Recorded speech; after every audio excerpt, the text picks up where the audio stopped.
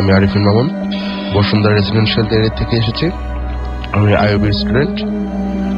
রাসেল ভাই, আপনাকে অনেক ধন্যবাদ যে আমাকে স্টুডিওতে এসে আমার এক্সপিরিয়েন্সটা, আমি যে ঘটনাটা আমি আপনাকে ইমেল করে পাঠিয়েছি সেটা বলার সুযোগ দেওয়ার জন্য। Thank you. অ্যাকচুয়ালি এখানে রাসেল ভাই, প্রথমে আমার কিছু ছোট দুটি ভাই আছে, ছোট নাইম বড় নাইম। আমার দুটি ভাই খুবই আমরা এগুলো কথা একটু বাদ দিব। আমরা মূল ঘটনায় যাবো। মানুষজন অনেক অধীর আগ্রহে বসে আছেন শুধুমাত্র ঘটনা শোনার জন্য। আমরা ঘটনায় চলে। রাসেল ভাই, কোনটা বলবো? আপনাকে আমি বলেছিলাম যে আপনি কোনটা বলবেন। আচ্ছা, ওই আমার ওই ফ্রেন্ডের বাসায় যেটা অ্যাকচুয়ালি আমি আইওবির আমার একটা ফ্রেন্ড আছে, তার নাম মাহবুব। আমি অ্যাকচুয়ালি স্থানের নামটা উল্লেখ করছি না, এটা বসুন্ধরা এরিয়ার ভিতরেই। তো ওই ফ্রেন্ডটার 2011 সালের জানুয়ারিতে বাসা ভাড়া নেয়। তো বাসাটা সে যখন ভাড়া নেয় তখন সে প্রথম থেকেই আমার তার এক ফ্রেন্ড যে কিছু উইয়ার্ড মানে দেখতে থাকে। যেমন সে যেদিন বাসা ভাড়া নেয় তার 3 দিনের মাথায় ফ্রেন্ড বাসা ওই রুমটা, যে রুমটা স্পেসিফিক, যে রুমটা প্রবলেমটা আছে সে রুমটা ত্যাগ করে। আচ্ছা, যাওয়ার সময় বলে যায় যে সে রুমে থাকবে না, সে বাসা ভাড়ার, সে তার সাথে সাবমেন্ট হিসেবে থাকবে না।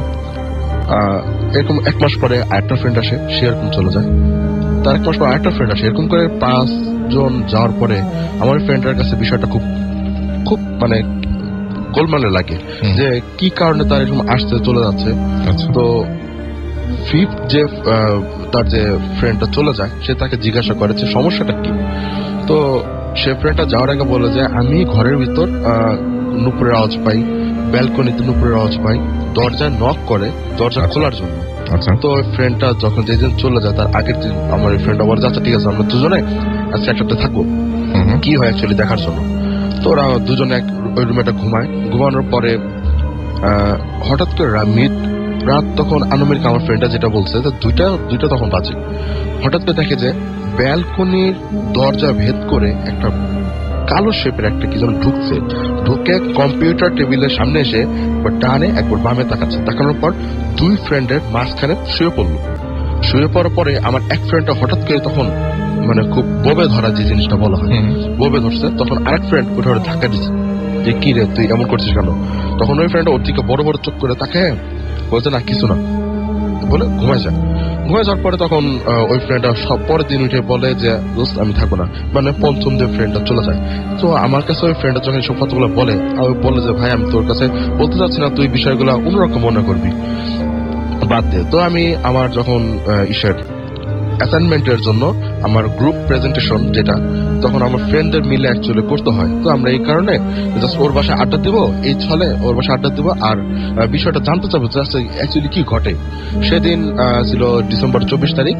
আমি ঠিক মাগরিবের একটু পরপরই আমরা 4 জন ফ্রেন্ড ওর বাসায় যাই। আমি ফ্রেন্ডদের জিজ্ঞেস করি দোস্ত কোন রুমে অ্যাকচুয়ালি প্রবলেমটা হয়। তো ফ্রেন্ডটা বলছে ওই রুমে। তো চল আমরা ওই রুমে সবাই মিলে আড্ডাটা দিই।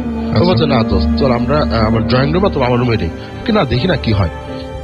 ঠিক এরকম করে জাস্ট মাগরিব আজানটা তার 15 মিনিট পরেই আমার ফ্রেন্ড আমরা গান টান চালাচ্ছি। তো গান হচ্ছে হঠাৎ করে গান থেমে যায়। থেমে যাওয়ার পরে আমি বলছি ফ্রেন্ড যে শোন কি গান থামলো কেন, বলছে দোস্ত জানি না। সে কম্পিউটার অন হচ্ছে না, গানও প্লে করতে পারছে না, কোনো কাজ করছে না কম্পিউটার। তার ঠিক 2 মিনিট 3 মিনিট পরেই হঠাৎ করে নুপুরের আওয়াজ শুরু হয়। আমি তখন রাসেল ভাই আমার শরীর পুরো গরম হয়ে যায়। জানি না কি কারণে, এটা সত্যি কি এটা কি মানুষের ভয়ের থেকে হয় কিনা বা কি কারণে হয় তা জানি না, আমার শরীরটা অটোমেটিক গরম হয়ে যায়, খুব হিট হয়ে যায়। তো আমার শরীরটা খুব হিট হয়ে যায়। তখন আমি বলছি কি প্রবলেমটা কি, তখন বলে যে ভাই আমি জানি না কি হচ্ছে, আমি কিছু বলতে।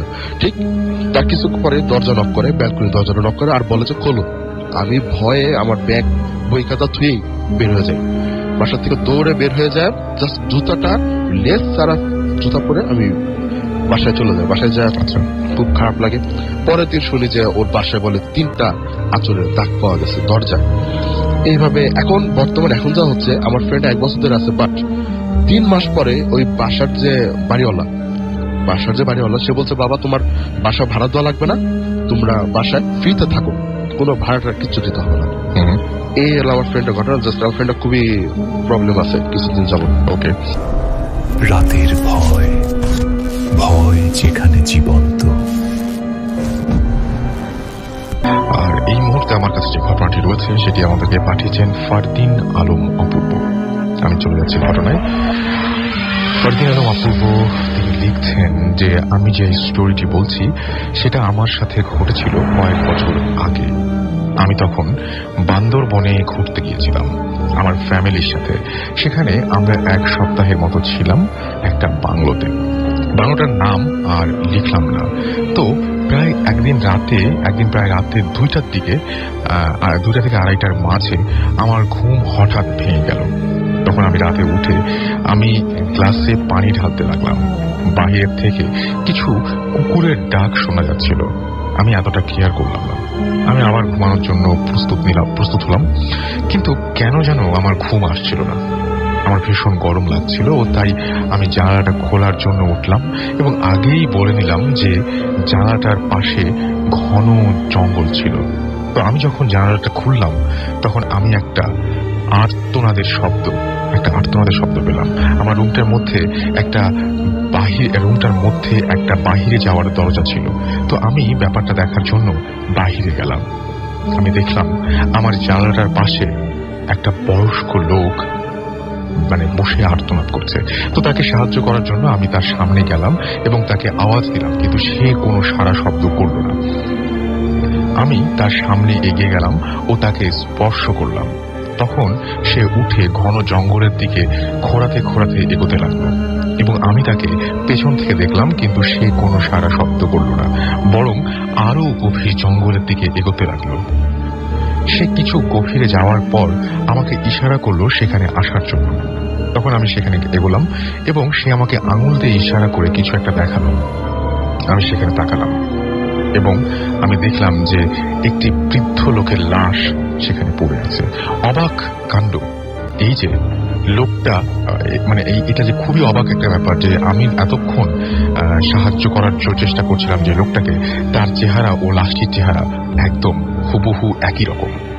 আমি তার দিকে আবার ফিরে তাকালাম এবং দেখলাম যে সে নেই এবং সেখানটাতে আমি তারপর ভয়ে চিৎকার দিয়ে আমাদের বাংলোর কাছে দৌড়ে গেলাম এবং রুমে ঢুকে আমার জ্ঞান হারালাম। আচ্ছা, লিখেছেন আপনি তিনি অনেক যেভাবে লিখেছেন সেটা পড়া খুবই ডিফিকাল্ট। আমি ঘটনাটা বলি বরং, যে উনি বলছেন যে উনি ওনার বাংলোতে ছিলেন এবং জানালা খুলে দেখলেন যে একজন বয়স্ক লোক। সেই বয়স্ক লোকটাকে দেখে তিনি প্রথমে তাকে সাহায্য করার জন্য এগিয়ে গেলেন এবং বয়স্ক লোকটা তাকে যেটা বললেন সেটা হচ্ছে যে ইশারা করে জঙ্গলের দিকে চলে গেলেন এবং গভীর জঙ্গলে গিয়ে তাকে ইশারায় কাছে ডাকলেন। এবং কাছে যাওয়ার পরে যে ঘটনাটা ঘটলো সেটা হচ্ছে উনি ইশারা করে একটা ডেড বডি দেখালেন। আশ্চর্যের ব্যাপার হচ্ছে এইটা যে এই ভদ্রলোক, তার চেহারা যেমন ডেড বডির চেহারা ছিল অবিকল সেই রকম। এবং এরপরে যেটা হলো সেটা হচ্ছে সেখানে তার থাকার কথাও না, ভয়ে তিনি দৌড় দিয়ে সেখান থেকে চলে এসেছিলেন এবং পরের দিন সকালবেলায় তিনি তার যে সমস্ত চারপাশের লোকজন ছিল তাদের সবাইকে বলেছিলেন যে এরকম ঘটনা, এবং তারা সেখানে গিয়েছিলেন যেখানে যে ঘটনাটা ঘটেছিল সেখানে সবাই মিলে লোকজন সাথে নিয়ে তারা দেখেছিলেন এবং গিয়ে দেখলেন যে হ্যাঁ, পরের দিন সকালবেলায় সেখানে যাওয়ার পরেও দেখা গেল যে সেই বৃদ্ধ লোকটি সেখানে পড়ে আছে। রাতের ভয়, ভয় যেখানে জীবন্ত। হ্যালো লিসেনার, আমি আরিফিন শাহ, ময়মনসিংহ থেকে এসেছি। ভোকালটা কিছুটা হয়েছে, কেননা আমি বাইক দিয়ে আসতে হয়েছে এতটা, বা বাইক দিয়ে এসেছি সেজন্য। যাই হোক, প্রথম যে ঘটনাটি আমি বলবো সেটি আমার এক কাজিন, আমার ভাই। উনি একটা সময় যখন কলেজে উঠেন তখন ওনার কিছু পার্সোনাল কারণে বা ব্যক্তিগত প্রয়োজনে ওই কলেজের যে হোস্টেল, সেই হোস্টেলে একটা রুমের বা একটা সিটের প্রয়োজন। কিন্তু উনি যখন দেখলেন কোথাও বা ওই হোস্টেলের কোনো সিট খালি নেই বা কোনো রুম খালি নেই, তখন উনি ভাবলেন যে আমার তো প্রয়োজন এখন কোথায় পাই। হঠাৎ করে একদিন বা একটা সময় ওনার এক ফ্রেন্ড একটা নিউজ দিলেন যে হোস্টেলে একটা রুম আছে, ওই রুমটা বেশ কিছুদিন হলো লক করা বা তালা দেওয়া। উনি জানতে চাইলেন কেন এটা তালা দেওয়া, কেন উনি ততটা আর কি সঠিক তথ্য দিতে পারেনি। তারপর আমার সেই কাজিন গেলেন প্রিন্সিপালের কাছে, গিয়ে বললেন যে স্যার আমার ওই রুমটা লাগবে, এই 31 নাম্বার রুমটা বলে রাখি যে ওই 31 নাম্বার রুমটা আমার প্রয়োজন। তখন প্রিন্সিপাল সাহেব বললেন যে ওই রুমটা তো দেওয়া যাবে না, ওই রুমটা একটু সমস্যা আছে। সমস্যাটা জানতে চাওয়ার পরে উনি সমস্যাটা বলতে চাননি যে কি সমস্যা, তবে একটা সময় বললেন যে ওখানে একটা অনেক বছর আগের কথা, একজন স্টুডেন্ট সেখানে একা থাকতেন। তারপরে 2 দিন হয়ে যায় উনি রুম থেকে বের হয় না, ওর ফ্রেন্ডরা ডাকাটাকি করে, বের হয় না। তারপর সবাই যখন দরজা ভেঙে ভিতরে ঢোকার পর দেখে ওই রুমে যে স্টুডেন্টরা থাকতো ওটা ফ্যানের আংটার সাথে ঝুলে আছে, গলায় রশি বা জাতীয় একটা কিছু পেঁচিয়ে। এজন্য ওই রুমটা আমরা লক করে রেখেছি, কাউকে দিই না। তখন আমার ওই কাজিন, আমার ওই ভাই একটু সাহসী ছিলেন, উনি বললেন যে যেহেতু আমার রুমটা প্রয়োজন, ওটা কোনো ব্যাপার না, আমার ওই রুমটা লাগবে। তারপর প্রিন্সিপাল ওনাকে রুমটা দিয়ে দিলেন এবং দেওয়ার আগে বললেন কোনো সমস্যা যদি হয় তাহলে এটা আমি কিছু জানি না বা এটা রিস্ক আমি নিব না। উনি বলেন ইটস ওকে। তারপরে দিন যাচ্ছিল, কোনো সমস্যা হয়নি। তবে যেদিনটা মূল ঘটনা ঘটে সেদিনের কথাটা আমি বলছি। আমার ওই ভাই উনি গান গাইতে পছন্দ করতেন, গিটার বাজাতেন। একদিন বিকেলে উনি ওনার রুমে বসে, ওনার মুখোমুখি একটা জানালা, উনি বসে, জানালাটা চাপানো ছিল, ভেজানো ছিল জানালাটা, উনি গান গাচ্ছিলেন। ওই সন্ধ্যার আগার সময়তে অর্থাৎ বিকাল শেষ পর্যায়ে হঠাৎ করে জানালার একটা পাটা খুলে যায় শব্দ হয়ে।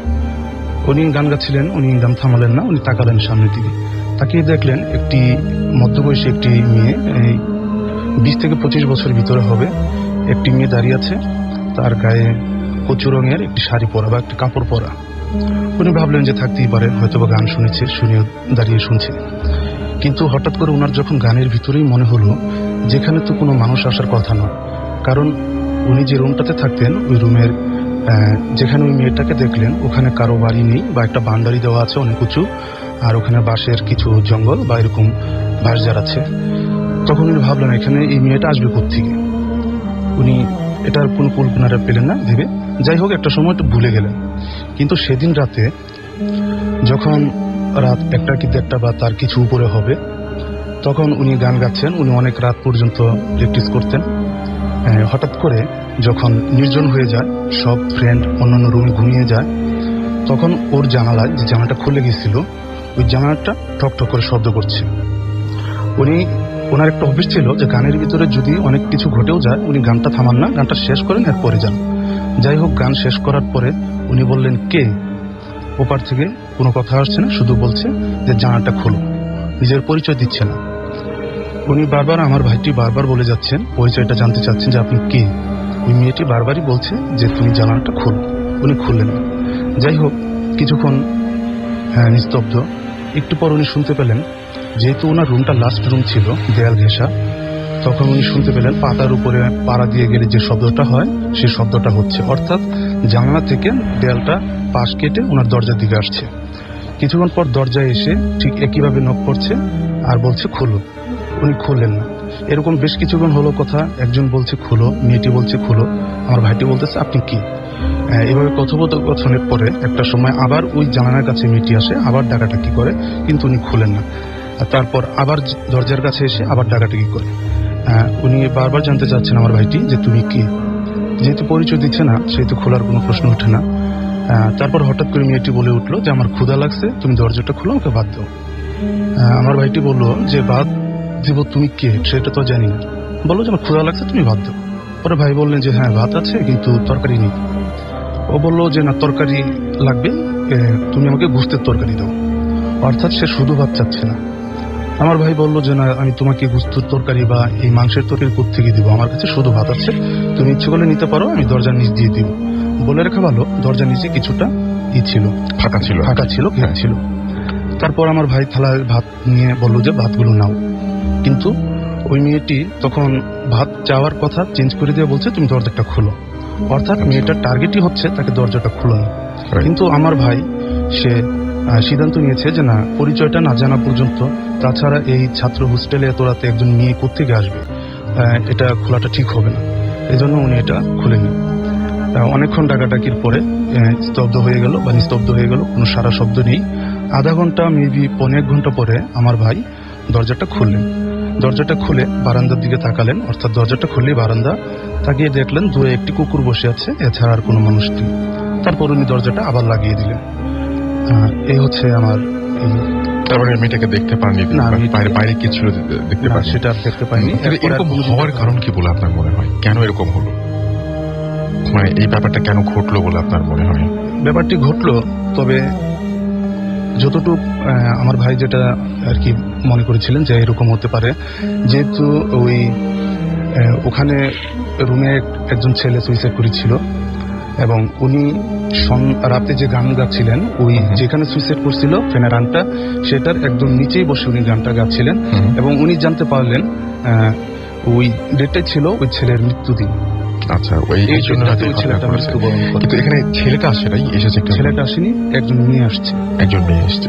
সো মানে এরকম না, ওখানে মানে অদ্ভুত, মানে অন্য সবগুলো চাইতে একটু আলাদা এই জন্য যে সাধারণত দেখা যায় যার ঘর বা যে মারা গেছেন তিনি আসেন, এখানে পুরোপুরি জিনিসটা অন্য একটা ঘটনা ঘটেছে এবং দরজা খুললে নিশ্চয়ই হয়তো কোনো বিপদ হতে পারত।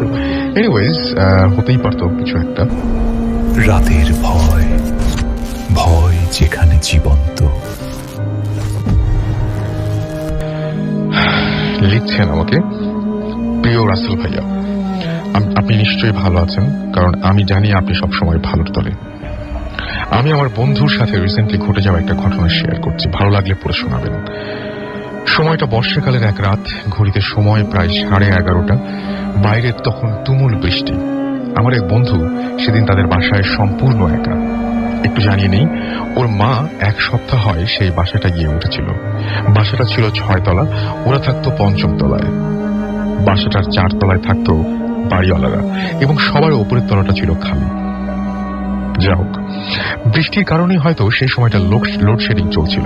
আমার বন্ধুটি মোমের আলোয় খাওয়া দাওয়া শেষ করে শুয়ে পড়ল। বাইরে তখন বৃষ্টি কমেনি এবং বোধহয় আরো খানিকটা বেড়েছে। খানিক বাদে ওরা হঠাৎ করে ওর ঘুম ভেঙে যায়। কেন ভাঙে তা বলতে পারে না। ঘড়িতে সময়টা তখন রাত 2:10।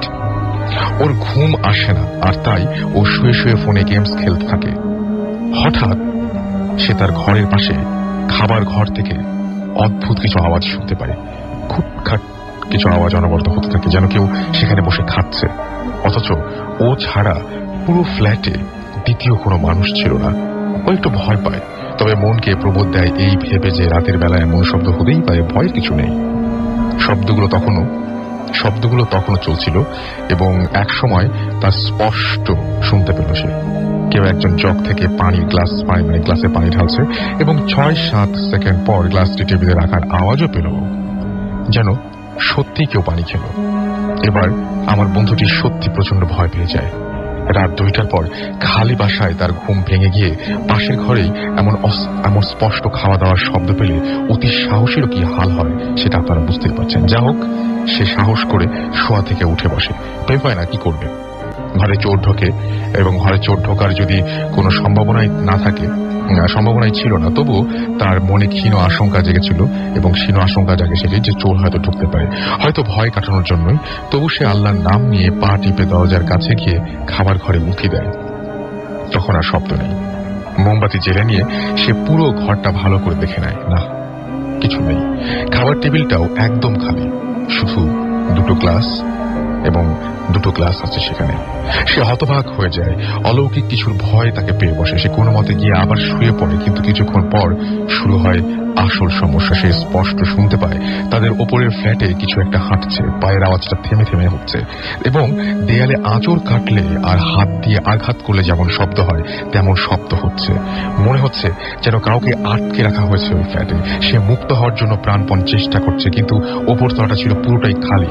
বন্ধুটি নিজেকে আর বিশ্বাস করতে পারছিল না, তাই সে তার মোবাইলে রাতের ওই ঘটনাটা SMS এ লিখে সেভ করে রাখে। ভাবে যে পুরো ব্যাপারটা হয়তো তার হ্যালুসিনেশন বা নাইটমেয়ার কিনা, তার সকালে সেই SMS দিয়েই প্রমাণ পাওয়া যাবে। সে ঘুমানোর জন্য খুব চেষ্টা করে, কিন্তু কিছুতেই পারে না, কারণ আওয়াজের মাত্রা আরো তীব্র হতে থাকে, সঙ্গে তার ভয় আরো বাড়তে থাকে। তাই সে অস্থির হয়ে ফোন করে তার মাকে, যিনি ওই সময় গ্রামে ছিলেন। সব শুনে আন্টি সম্ভবত বিশ্বাস করেন নাই এবং তাকে সাহস দেওয়ার জন্য বললেন যে তুমি একটু ওপরে যাও বা কোথা থেকে ঘুরে আসো, ছাদে যাও বা কোনো জায়গা থেকে ঘুরে আসো, একটু ভালো লাগবে। মায়ের কথায় সাহস ফিরে পায় সে। একটা টর্চ আর ছাতা নিয়ে বেরিয়ে পড়ে ঘর থেকে। তখন সময় রাত 3টার মতো হবে। বৃষ্টি হালকা থেমে এসেছে, আওয়াজ একদমই নেই। সে যখন কিছু না ভেবেই সিঁড়ি দিয়ে উঠে ছাদের দরজাটার কাছে যায় এবং টর্চটা জেলে দরজায় দাঁড়িয়েই পুরো ছাদটা দেখে, হঠাৎ ছাদের একটা কোণায় তার চোখ আটকে যায়। সে দেখে কেউ একজন এত রাতে এত বৃষ্টিতেও সেখানে ঠায় দাঁড়িয়ে আছে। তার চেহারা দেখা যাচ্ছে না, তবে বৃষ্টিতে আবছা বোঝা যাচ্ছিল যে ওখানে কেউ আছে। বন্ধুটির একবারও ওই জিনিসটির অদ্ভুত বা ভয়ের ব্যাপারটা খেয়াল হলো না, খুব স্বাভাবিকভাবে নিল সে। তার মনে হলো যাক, এতক্ষণ পর একজন মানুষের দেখা পাওয়া গেল। সে ছাতা খুলে ছাদে ঢুকে পেছন থেকে তার দিকে এগিয়ে গেল এবং দেখলো 16-17 বছর বয়সী খুব চিকন একটা ছেলে দাঁড়িয়ে আছে। সে দাঁড়িয়েছিল বন্ধুটির দিক থেকে উল্টো দিক ঘুরে। তাই চেহারা না দেখা গেলেও বোঝা গেল তার শরীর এবং পরনের সাদা ফতুয়া আর পাজামাটা সম্পূর্ণ ভেজা। সে কোনো নড়াচড়াই করছিল না, এমনকি ছাদে দ্বিতীয় কারো উপস্থিতি পেয়েও না। তাই আমার বন্ধুটি আগ্রহ নিয়ে প্রশ্ন করলো, এ ছেলে, এত রাতে ছাদে উঠে বৃষ্টিতে ভিজছ কেন? কোথায় থাকো তুমি? বন্ধুটি বোধহয় খানিকটা ভয় পেয়ে নার্ভাস হয়ে এত প্রশ্ন জিজ্ঞেস করে বসে এবং কারণ ততক্ষণে ব্যাপারটা বেশ অস্বাভাবিক সেটা সে বুঝতে শুরু করেছে। ততক্ষণে ছেলেটিও ঘুরে দাঁড়িয়েছে এবং চোখ দুটো ছিল তার কোটরে ঢুকে থাকা, কিন্তু বড় বেশি উজ্জ্বল। মুখটা ছিল রক্তশূন্য, ফ্যাকাশে। সে বন্ধুটির দিকে তাকিয়ে রাগত স্বরে বলল, এটা আমারই বাড়ি, আমি এখানে থাকি। কিন্তু সেই মুহূর্তে যা হলো তার মনে হয় মাঝরাতে বৃষ্টিতে একা দাঁড়িয়ে থেকে সহ্য করার ক্ষমতা কারণ নেই। কথা শেষ করেই ছেলেটি নিজেকে এলিয়ে দেয় ছাদের বাইরে, অর্থাৎ সে ছাদ থেকে নিজ ইচ্ছায় নিজেকে ফেলে দেয় নিচে। ভয় আর আতঙ্কের শেষ সীমানায় পৌঁছে যায় আমার বন্ধুটি এবং তৎক্ষণাৎ অজ্ঞান হয়ে লুটিয়ে পড়ে। তার আগে সে চিৎকার করেছিল কিনা সেটি তার মনে নাই। সকালে তার জ্ঞান ফেরে এবং জ্ঞান ফিরে সে নিজেকে আবিষ্কার করে তার শোবার ঘরের বিছানায়। চারপাশে বাড়িওয়ালাদের পরিবারের লোকজন, পুরো বাড়ির আরো কিছু লোকজন তাকে ঘিরে রয়েছে। বন্ধুটি পাগলের মতো চিৎকার করে আর বলে, ছেলেটি কি মরে গেছে? তোমরা ওকে বাঁচাও। সবাই জানতে চায় কেন সে এত রাতে ছাদে গিয়েছিল আর কি বা হয়েছিল। আর সবচেয়ে অবাক হয়ে বাড়িওয়ালা প্রশ্ন করল, কোন ছেলে? সে সব ঘটনা খুলে বলে এবং ছেলেটির বিবরণ দেয় সবাইকে। সব শুনে বাড়িওয়ালা আন্টি কান্নায় ভেঙে পড়েন। সবাই এই ঘটনায় খুবই অবাক হয়। অবশেষে জানা যায় ছাদে ওর দেখা সেই ছেলেটি ছিল বাড়িওয়ালা আন্টির 3 ছেলের মধ্যে সবচেয়ে ছোট ছেলে। তবে তাকে সামনাসামনি আবার দেখার কথা সবার কাছে অবিশ্বাস্য ঠেকে, কারণ ছেলেটি ছিল মানসিক ভারসাম্যহীন। বয়স ছিল তার 17। অতিরিক্ত পাগলামির কারণে তাকে বেশিরভাগ সময় 6ষ্ঠ তলার একটি ফ্ল্যাটে বন্দী করে রাখা হতো। বছর 2 আগে এক রাতে দরজা খোলা পেয়ে সে ছাদে গিয়ে লাফিয়ে পড়ে আত্মহত্যা করে। এরপর থেকেই 6ষ্ঠ তলায় অদ্ভুত সব আওয়াজ শোনা যেত। কেউ থাকতে পারত না, কারণ অনেক বাজে এক্সপিরিয়েন্স হতো ভাড়াটিয়াদের। একবার একটি পরিবার ভাড়া আসলেও তাদের 14-15 বছর বয়সী একটি ছেলের সাথে কিছু একটা হয় যাতে সে মানসিক ভারসাম্য হারিয়ে ফেলে। অপ্রাকৃত বা আদিভৌতিক যাই বলা হোক না কেন, এই ঘটনাটি গ্রহণযোগ্য ব্যাখ্যা আমার জানা নেই। না আমার বন্ধু ছেলেটিকে চিনত না এই বাড়ির কোনো ঘটনা সে জানত। তবে হয়তো প্রকৃতির কোনো অজানা খেয়ালই আবার ঘটনাটিকে ফিরিয়ে এনেছিল। শরীর ধ্বংস হয়ে গেছে, আত্মা নেই। মৃত্যুর পরেও হয়তো মৃত সেই মানুষটির আত্মা ঘুরে বেড়াচ্ছে আমাদের চারপাশে। ছেলেটির আত্মাও হয়তো সবাইকে তার কথা ফের স্মরণ করিয়ে দিচ্ছিল এমন একটা ঘটনার মধ্যে দিয়ে।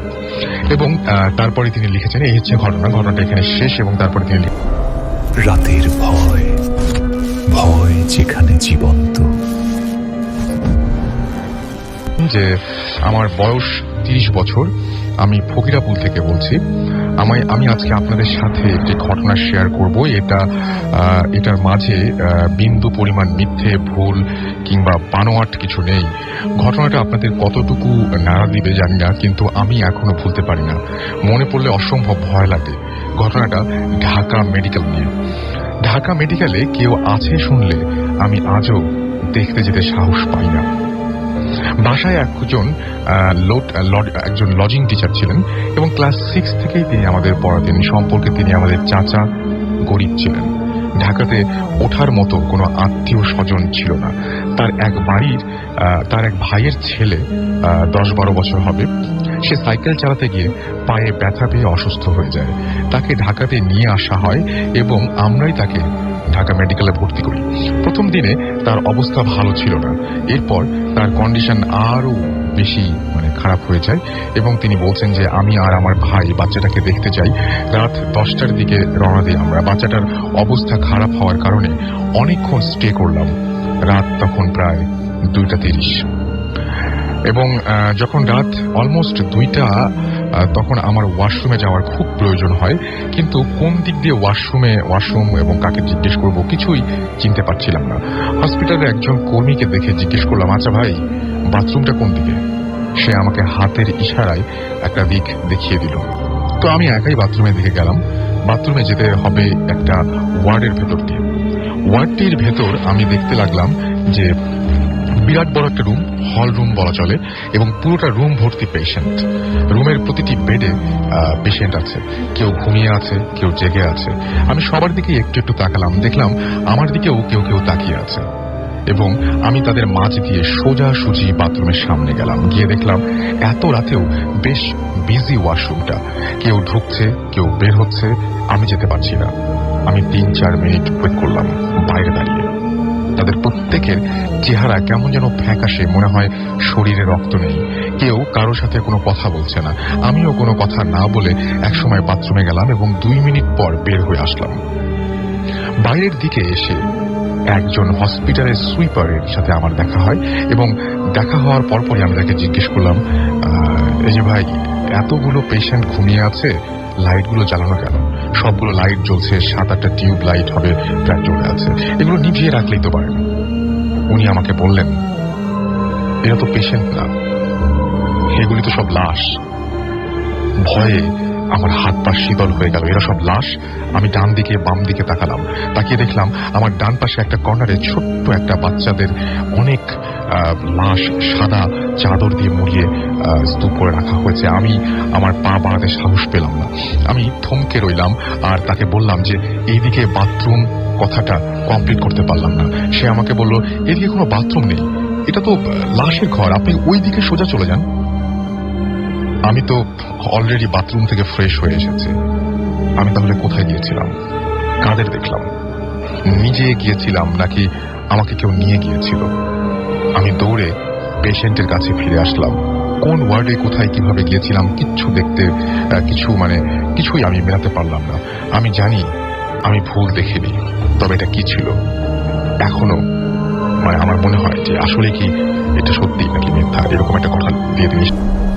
রাতের ভয়, ভয় যেখানে জীবন্ত। আমরা চলে যাব আমাদের নেক্সট ঘটনায়। আপনি আমাদেরকে একটা ঘটনা বলবেন বলছেন। আচ্ছা, এই ঘটনাগুলো, হ্যাঁ, আপনার নামটাকে বলেন। হ্যালো এভরিবডি, আমার নাম আশিকুর, আর আমি চিটাগং নরফুল বাজার সিটি মেডিসিন থেকে। সো আপনি চিটাগং থেকে এসেছেন? জি। ওকে, সো আপনার যে ঘটনাটা, সেই ঘটনাটা কোথায় ঘটেছিল? আমার যে ঘটনা, এটা ছিল আমার ফ্রেন্ডের বাবার সাথে। এটা কারশন দার্জিলিং এর একটা জায়গা। দার্জিলিং এর? ওকে, ফাইন, শুনি আমরা তাহলে। সো এই ঘটনাটা আমাদের আঙ্কেল আমাদেরকে একটা ডিনার পার্টিতে ইনভাইট করছিল দিওয়ালি টাইমে। সো উনি আমাদের পুরো ব্যাচকে ইনভাইট করছে যে লাস্ট ডে, সো আমাদের সাথে ডিনার করে যেতেন। সো আমরা আসছি, আর ওনার সাথে বসে তখন আমরা আমাদের স্কুলের সেই বহুত এক্সপিরিয়েন্স গুলি শেয়ার করতেছিলাম। সো উনি তখন আমাদেরকে ইন্টারাপ্ট করে বললো যে তোমাদের ঘটনার থেকে আমার একটা ঘটনা বলি, এটা হচ্ছে আমার রিয়েল লাইফের, এটা শুনে দেখো। তো আমরা জিনিসটা ক্যাজুয়ালি নিলাম, তো বললাম যে ঠিক আছে শুনি। তখন উনি বলতেছিল উনি যখন আইসি মেট্রিক লেভেল টাইম আইসিসি দেওয়ার আগে ওরা পড়তো একটা আর্মি বোর্ডিং স্কুলে। সো আর্মি বোর্ডিং স্কুলে তখন আমাদের এখানে প্রত্যেক বছর একটা ফেমাস একটা কলেজ ছিল গোথলস। ওখানের মধ্যে প্র্যাকটিস হতো, কনসার্টের সে রাত্রে 11টা 11:30 টাইম ক্রস হয়ে যেত, কনসার্ট প্র্যাকটিস হতো। সো এরকম করে ওরা গোথলসে যায়, ডেইলি প্র্যাকটিস করতো বাইরের স্কুলের এসে। সো এরকম করতে করতে একদিন প্র্যাকটিসের রাতে প্র্যাকটিস করতে করতে তখন ঘড়ি দেখে, তখন বাজে 11:30 11:30, প্রায় কাছাকাছি 12টা। সো এখন ওদের ঘরে যাওয়া সম্ভব না। সো যারা ডে বোর্ডিং, যারা বাইরে থেকে আসে ক্লাস করে, তারা প্ল্যান করছে যে ওরা আজকে হস্টেলে থেকে যাবে আর এখানে থাকবে, পরের দিন সকালবেলা ক্লাস করে যাবে। সো ওদের মধ্যে একটা ফ্রেন্ড, উনার বাবা মায়ের খুব অসুখ ছিল। উনি প্ল্যান করছে যে ওকে বাসা যাইতেই হবে, যে কোনো সম্ভব বাসা পৌঁছে যেতে হবে। সো নর্মালি ও এখন একলা যেতে পারবে না এত রাত্রে। সো আমার আঙ্কেল, যে ফ্রেন্ডের বাবা, উনি বলছে আমি তোমাকে কোম্পানি করবো, সো তোমার সাথে থেকে যাবো, পরের দিন পরের সকাল আমরা একসাথে ব্যাক করতে পারবো ক্লাসে। সো ওরা কলেজ থেকে বের হয়েছে, আর কলেজটা খুব বড়, আপনার এরিয়াটা অনেক বড় ছিল। সো বের হওয়ার সময় গেট ক্রস করে একটু সামনে গেলে একটা জিজাসের বড় একটা স্ট্যাচু পাওয়া যায়। ওখান থেকে ডান দিকে মরলেই সোজা গিয়ে একটা পুল, ব্রিজ ছিল। আর ব্রিজের নিচে ড্রেন, লম্বা খুব বড় একটা ড্রেন ছিল।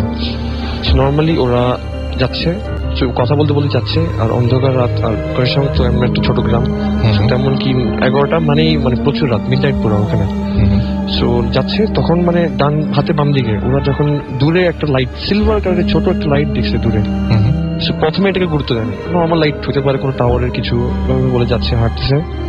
সো আগেতে মানে প্রত্যেকটা স্টেপ ওরা আগাচ্ছে আর লাইটটা একটু একটু কাছে আসতেছে জিনিসটা। তখনও কিছু বলে নেই, কোনো এটা অ্যাটেনশনই দেয় নাই। তারপরে পুল যখন উঠছে, পুলে উঠার পরে কিছুটা পথ হাঁটার পর দেখেছে লাইটটা অনেক কাছে চলে আসছে। এমন করে যখন মাঝখানে আসছে তখনই মানে তাকে দেখে যে লাইটটা বরাবর ওনার মুখের সামনে। আচ্ছা, আর লাইটটা ছিল একটা পুরা মহিলার চেহারা, আচ্ছা, মানে উজ্জ্বল পুরো একদম জিনিসটা শাইন করতেছিল। এটা দেখে মানে ওরা দৌড়াবে এই টাইমে, ওই জিনিসটা ওদের সামনে ছিল, পিছনে এবং চারপাশে ঘিরে দাঁড়িয়েছিল। আচ্ছা, এটা দেখে আমার ফ্রেন্ডের আঙ্কেল উনি তো ওখানে ফেন্ট হয়ে গেছে, আর যে ওনার পাশে যে ফ্রেন্ডটা ছিল কিছু না করতে পারে ওখান থেকে লাভ দিয়েছে আর আমি জিনিসটা। সো এই ওখানে ফেন্ট হয়ে যাওয়ার পরে কেউ কোনো খবর টবর কিছু পায়নি। সো নেক্সট ডে যখন ফ্রেন্ডরা বের হয়েছে ক্লাস থেকে, বেরোয় দেখে যে ওখানে আমার আঙ্কেল পড়ে আসছিল। সো ওনাকে গিয়ে ডাক দিছে, জিজ্ঞেস করছে কি হয়েছে। তখন ওনার তো পুরো জ্ঞান হারা। তখন উনি বললো যে কাল রাতে এরকম ঘটনা ঘটছে, আমার ফ্রেন্ড কোথায়। তখন বলছে তোর সাথে বের হয়েছে, আমরা তো জানি না। তখন ওকে মানে ভিতরে নিয়ে আসছে, তখন বলছে জিনিসটা এরকম এরকম। তারপর 11টার দিকে খবর পাওয়া গেছে যে লাশটা একদম পুরো ট্রেনের লাশ মাথায় পাওয়া গেছে লাশটা। এরকম করার পর উনি এক সপ্তাহ ক্লাসে আসে নাই, আঙ্কেলটা ঘরে ছিল, সো লিভ নিয়ে পাশে ছিল, সো আসে নাই। তখন মানে জিনিসটা খুব উইয়ার্ড। তো উনি বলতেছে উনি ক্লাসে ব্যাক করবে এখন, আর কতদিন বাসা থাকা যায়, ব্যাক করলে। সো ওনার হোস্টেল, ওনাকে এখন হোস্টেলে যেতে হবে। সো নর্মালি উনি বাসা থেকে বের হয়ে যাচ্ছিল। সো কৈশাংয়ে একটা টি গার্ডেন, মানে যে জায়গাটা পুরো সারাউন্ডিং টি গার্ডেন ছিল, সো ওনাকে যাওয়ার জন্য ফুটপাথ মেইন রোড দিয়ে গেলে ওনার অনেক টাইম লাগবে। সো উনি ডিসাইড করছে উনি শর্টকাট দিয়ে তাড়াতাড়ি যাবে ক্লাসে। উনিও ওনার অবস্থা খুব খারাপ ছিল এই সিচুয়েশনটা পরে। সো উনি যাচ্ছিল। সো টি গার্ডেনের রাস্তাটা উঁচা ছিল, মানে হাই লেভেলের। তো উনি টি গার্ডেনের রাস্তা দিয়ে উঠতেছে, আস্তে ধীরে উঠতেছে, এবং কুয়াশা শীতকাল ওরকম টাইপের যাচ্ছিল। তখনই মানে উনি যখন হাইয়েস্ট পিক আসছে তখনই ওখানে একটা লোক গাছে নিচে, মানে পুরা তারপরে কিছু নাই, মানে ওনার শুধু নিচের পোর্শনটাতে উনি ক্লোথে ছিল, তারপর পোর্শন পুরো বেয়ার ছিল। উনি ওখানে বসেছিল। লাইক তখন মানে জিনিসটা খুব উইয়ার্ড যে ওনার মাথাটা উনি মানে মাথাটা নিচু করে উনি এবার হাঁটু ধরে বসেছিল। বসেছিল তখন উনি নেপালিতে জিজ্ঞেস করছে ভাইয়া এখানে কি করতেছেন এক লাগে। তখন প্রথমবার যখন জিজ্ঞেস করছে কিছু বলে না।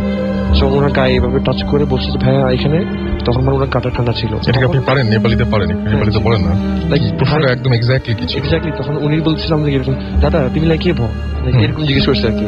তখন কি হয়েছে আপনার, তখন জিনিসটা কিছু বলে নেই। তো সেকেন্ড বার যখন এবার ধাক্কা দিচ্ছে তখনই মানে উনি এইভাবে তাকাইছে, আর ওনার চেহারাতে কিছু ছিল না, শুধু ওনার দুটা চোখ ছিল, মানে মুখ পোর্শন নাক পোর্শন ওনার কিছুই ছিল না। এটা দেখে উনি মানে এক দৌড় উনি মেন রোডে এসে ওনার দোকানদারের কাছে এসে জিজ্ঞেস করছে, মানে উনি কথাই বলতে পারতেছে না, যে উনি ডাক দিয়ে বলতেছে ওখানে কি। তখন দোকানদারটা বলছে তো আপনি এই রুটে আসছেন কেন, এই রুটটাই এরকম খারাপ।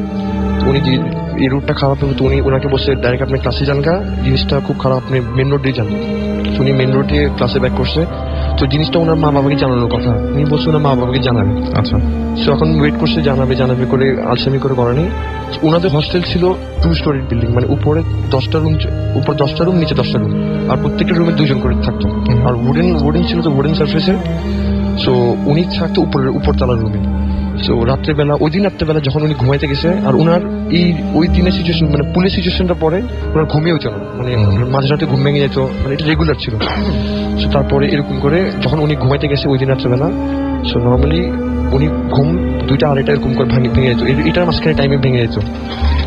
যখন এই টাইমে যখন উনি ঘুম ভাঙছে একবার, তখন মানে রেগুলারলি উনি নিচে উডেন সারফেসে আওয়াজগুলো শুনতো, মানে ঠক করে যে হাঁটতেছে, প্রত্যেক রুমে যাচ্ছে, এরকম করে মানে ফিল করতো উপর থেকে যে জিনিসটা, আর সাউন্ডটা এই রুমে যাচ্ছে ওই রুমে যাচ্ছে, উনি ফিল করতো।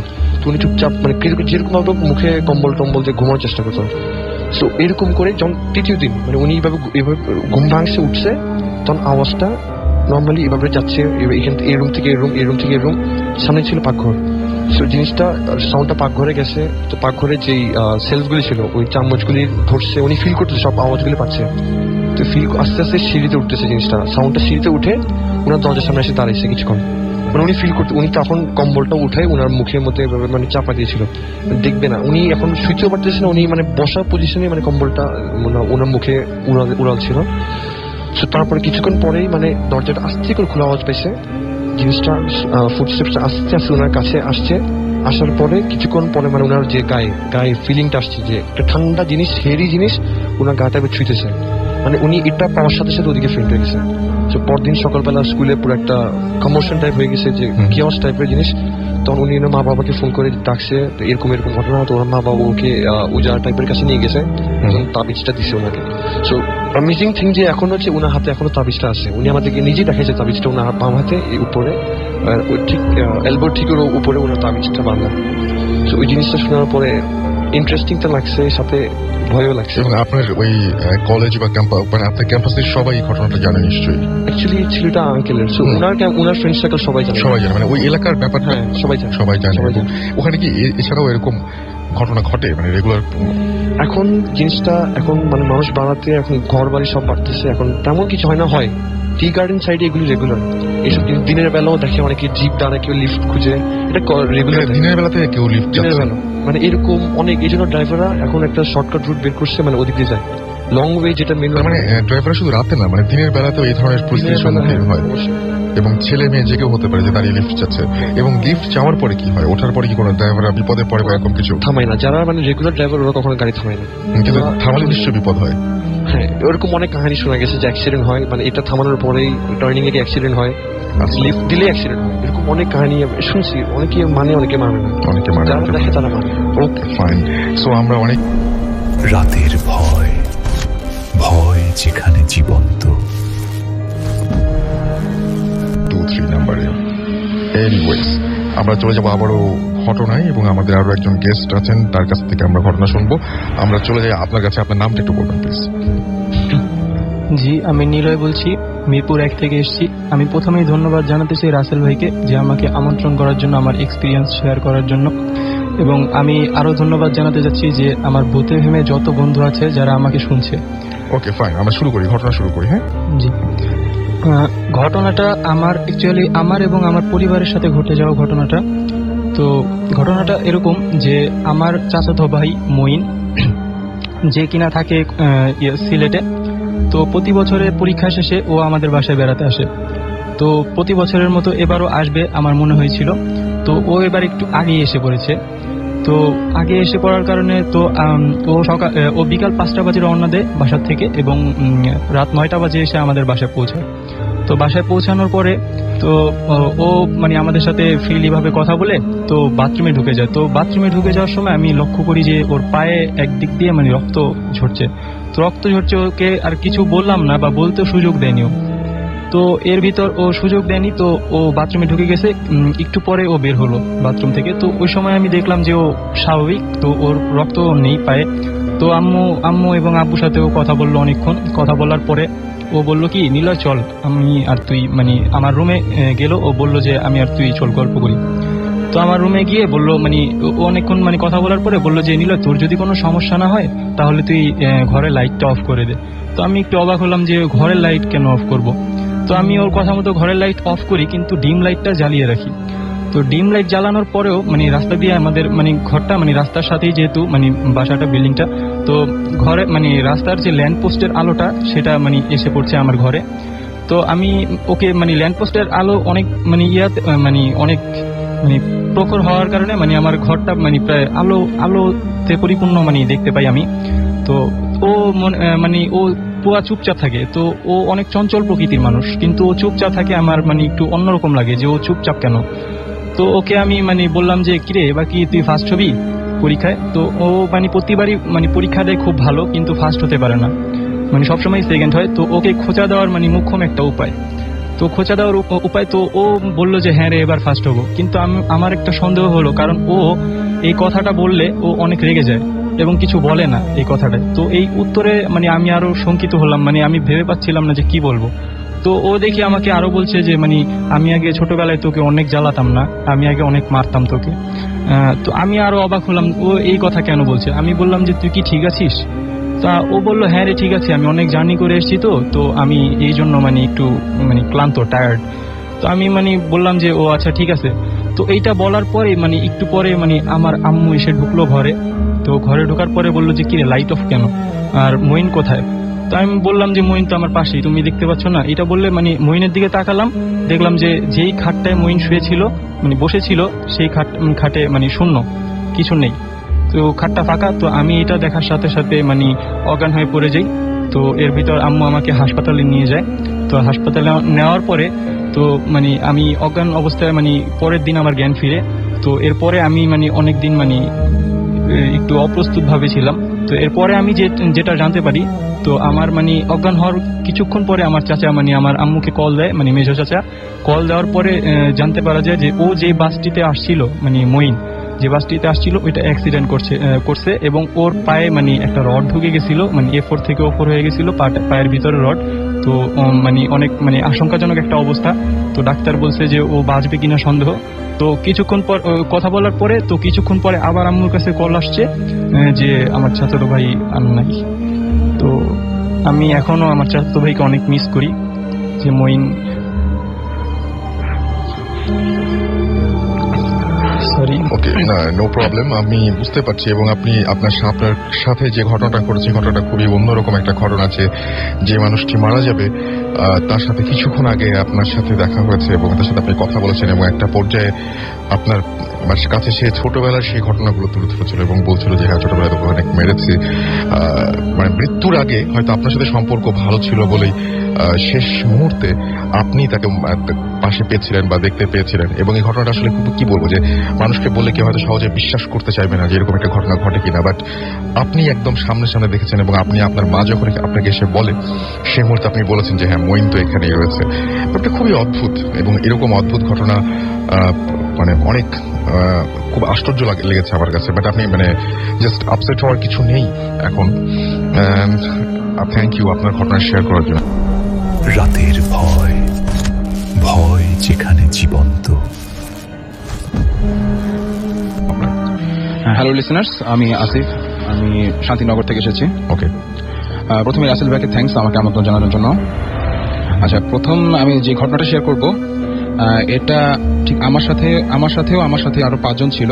আমরা 4 ফ্রেন্ড আর 2 মামা মিলে আমরা গত বছর নভেম্বরে ঈদের পরে আমরা বান্দরবনে নাফাকুম ঝর্ণা দেখতে যাচ্ছি। মানে এটা প্ল্যান করছি।